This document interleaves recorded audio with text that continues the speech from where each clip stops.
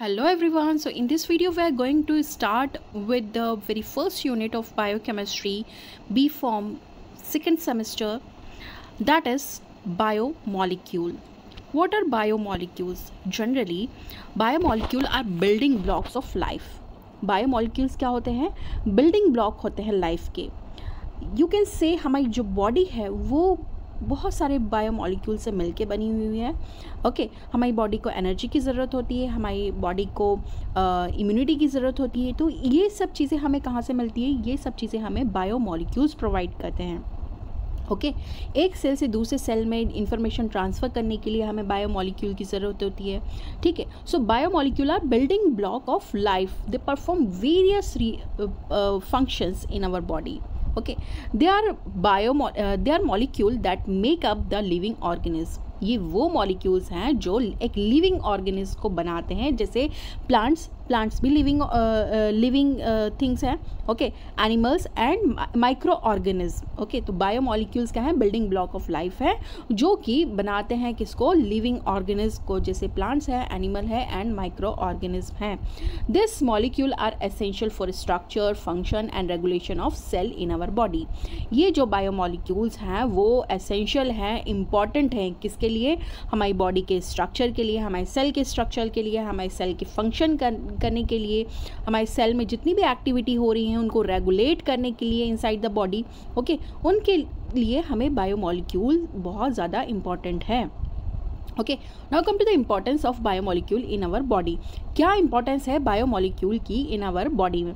Okay, so each of this biomolecule play a vital role in maintaining the life. Okay, हर एक biomolecule का अपना एक function है जो कि एक प्रॉपर रोल प्ले करता है हमारी बॉडी के अंदर. Okay, so there are some biomolecule and their function. जैसे बायोमॉलिक्यूल कार्बोहाइड्रेट है, प्रोटीन है, लिपिड्स है, न्यूक्लिक एसिड है. ये सभी क्या है? बायोमॉलिक्यूल है जो कि हमारी बॉडी के अंदर प्रेजेंट होते हैं. अब कार्बोहाइड्रेट, जैसे आपने राइस खाया, पोटैटो खाया, चपाती खाया, तो उसमें कार्बोहाइड्रेट होते, they are rich in carbohydrate. और जब ये खाते हैं तो हमें कार्बोहाइड्रेट से एनर्जी मिलती है, क्योंकि सेल को वर्क करने के लिए एनर्जी की ज़रूरत होगी. ओके, तो कार्बोहाइड्रेट जब ब्रेक डाउन होता है हमारी बॉडी, जैसे हमने राइस खाया, हमारी कार्बोहाइड्रेट में क्या है? पॉलीसेक्राइड्स है. सॉरी, कार्बोहाइड्रेट जो है बायोमॉलिक्यूल कॉम्प्लेक्स फॉर्म में है. स्टार्च है राइस में. Okay, so starch is a big molecule, it's a polysaccharide. Okay, तो जब स्टार्च डाइजेस्ट होगा तो वो सिंपल शुगर्स में कन्वर्ट होगा. Starch converted into sugar. Okay, और अब ये शुगर मॉलिक्यूल यूज़ होंगे सेल के फंक्शन में. ओके, सेल को एनर्जी प्रोवाइड करेंगे और इस तरह सेल अपना फंक्शन करेगा with the help of energy provided by carbohydrates. वैसे प्रोटीन जो है हमारी बॉडी में हमारे हेयर ग्रोथ के लिए, हमारे नेल्स के ग्रोथ के लिए बहुत इंपॉर्टेंट होता है. देन इम्यून डिफेंस, जितने भी एंजाइम्स हमारे अंदर वर्क कर रहे हैं, जैसे पेप्टाइडेज है, अमाइलेज है. ओके, ये सभी एंजाइम्स क्या होते हैं? ये सभी एंजाइम्स जो बने होते हैं वो प्रोटीन नेचर के होते हैं. Okay, so protein is essential for growth. हमारे ग्रोथ के लिए इम्पॉर्टेंट है, क्योंकि हमारे मसल्स जो ग्रो होते हैं, मसल्स का ग्रोथ होता है. ओके, उसके लिए प्रोटीन का होना बहुत इंपॉर्टेंट होता है. देन हमारे बॉडी के अंदर जितने भी वियर एंड टीयर्स होते रहते हैं, जो भी डैमेजेस होते हैं, ओके, उनकी रिपेयरिंग के लिए आपको प्रोटीन की ज़रूरत होती है. आपकी इम्यून सिस्टम में जितनी भी एंटीजन एंटीबॉडी रिएक्शन होती है, एंटीबॉडीज़ क्या होते हैं? एंटीबॉडीज़ प्रोटीन होते हैं. ओके, जो भी वर्क करते हैं एज ए डिफेंस मैकेनिज्म में, हमारी बॉडी के डिफेंस मैकेनिज्म में ये एंटीबॉडीज़ की तरह वर्क करते हैं और ये हमें इम्यून डिफेंस प्रोवाइड करते हैं. Then come to the lipid. Next biomolecule is lipid. Lipid जो हम जितना भी फैट एंड ऑयल खाते हैं उससे हमें लिपिड मिलता है, उसमें लिपिड प्रेजेंट होता है. और लिपिड हमारी बॉडी में एक्ट करता है as a storage form of energy.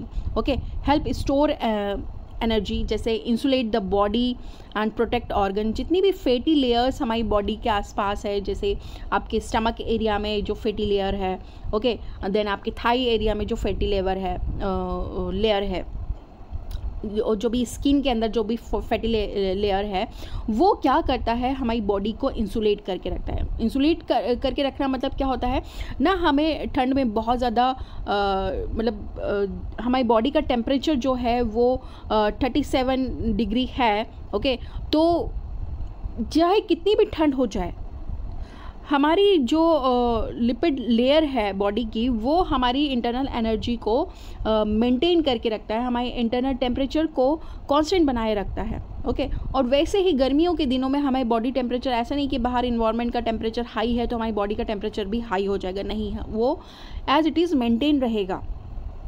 तो ये सारे काम कौन करता है? It is due to the lipid layer present in our body.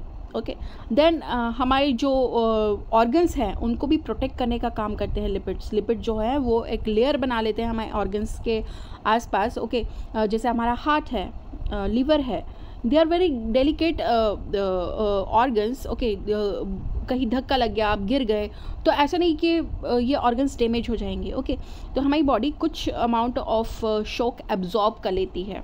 Okay, due to presence of this lipids layer. So lipid हमें एनर्जी प्रोवाइड करते हैं, हमारी बॉडी को इंसुलेट करके रखते हैं, मतलब हमारी बॉडी के टेम्परेचर को मेंटेन करके रखते हैं, देन हमारे ऑर्गन्स को प्रोटेक्ट करके रखते हैं। Then nucleic acid. Nucleic acid जो होते हैं वो दो टाइप के होते हैं, that is DNA and RNA. Nucleic acid का काम क्या होता है? जेनेटिक इन्फॉर्मेशन को ट्रांसफ़र करते हैं from one generation to another generation. Okay, reproduction में न्यूक्लिक एसिड का बहुत इंपॉर्टेंट रोल होता है, क्योंकि रिप्रोडक्शन में डीएनए का ट्रांसफ़र होता है, इन्फॉर्मेशन का ट्रांसफ़र होता है। देन ग्रोथ के लिए, क्योंकि प्रोटीन आपको बॉडी में चाहिए, आपकी बॉडी को कौन से प्रोटीन चाहिए, कहाँ पर कौन सा प्रोटीन चाहिए, तो आपकी बॉडी अकॉर्डिंगली जो न्यूक्लिक एसिड के पास इन्फॉर्मेशन है, according to that information protein का फॉर्मेशन होगा और आपको पर्टिकुलर प्रोटीन प्रोवाइड किया जाएगा। Okay, so nucleic acid genetic information के लिए इंपॉर्टेंट है ट्रांसफ़र करने के लिए, देन आपके ग्रोथ के लिए भी इंपॉर्टेंट है, क्योंकि सारी इन्फॉर्मेशन जो है आपकी बॉडी की वो किसके पास है? डीएनए के पास है। आपको किस तरह का प्रोटीन चाहिए, आपको किस तरह का हेयर ग्रोथ चाहिए, हेयर कलर चाहिए, आई कलर चाहिए। ओके, ये सारी इन्फॉर्मेशन आपके पेरेंट्स के डीएनए से आपके अंदर आई हैं। Okay, so this is the function of nucleic acid. Now come to the classification of biomolecules. So biomolecules are classified mainly into two categories on the basis of complexity and function. कितना complex है biomolecule और उनके function के according दो categories में हमने biomolecule को divide किया है। First is simple biomolecule. Simple biomolecule को हम प्राइमरी बायोमोलिक्यूल भी बोलते हैं। सिंपल बायोमोलिक्यूल्स क्या होते हैं? This are basic building block of more complex biomolecule. जैसे हम जानते हैं कि सिंपल चीज़ से ही कॉम्प्लेक्स बनती है। बहुत सारी चीज़ सिंपल, जैसे आप मोतीचूर का लड्डू बनाते हैं तो पहले आप क्या बनाते हैं? बूंदी बनाते हैं, तो दे आर सिंपल बायोमोलिक्यूल। जब उसको हम बाइंड कर देते हैं तो वो एक कॉम्प्लेक्स बायोमोलिक्यूल बन जाता है। ओके, तो छोटी छोटी चीज़ों को मिलाकर जब हम कोई बड़ा मॉलिक्यूल बना देते हैं, कॉम्प्लेक्स मॉलिक्यूल बना देते हैं। ओके, तो सिंपल बायोमोलिक्यूल में आते हैं this are building block of more complex. मतलब बिल्डिंग ब्लॉक मतलब घर जो आप बनाते हैं वो ईंटों से बनाते हैं। ओके, सो ईंट को समझ लो आप सिंपल बायोमोलिक्यूल, और जब वो बहुत सारे सिंपल बायोमोलिक्यूल, बहुत सारी ईंटें मिलके जब आप एक घर बना लेते हैं तो वो बन जाता है कॉम्प्लेक्स बायोमोलिक्यूल। सो बिल्डिंग ब्लॉक क्या है कॉम्प्लेक्स बायोमोलिक्यूल का? It's simple biomolecule. ओके, और सिंपल बायोमोलिक्यूल में आते हैं मोनोसेक्राइड्स। कार्बोहाइड्रेट के टाइप होते हैं मोनोसेक्राइड्स। मोनोसेक्राइड मतलब सिंगल मॉलिक्यूल, जैसे ग्लूकोज है, फ्रुक्टोज है। बहुत सारे ग्लूकोज के मॉलिक्यूल को जोड़कर आप कोई मॉलिक्यूल बना देंगे तो वो क्या बन जाएगा? वो पॉलीसेक्राइड बन जाएगा।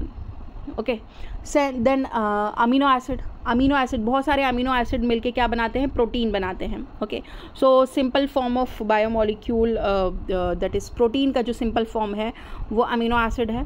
ओके, देन फैटी एसिड, बहुत सारे फैटी एसिड मिलके लिपिड्स बनाते हैं।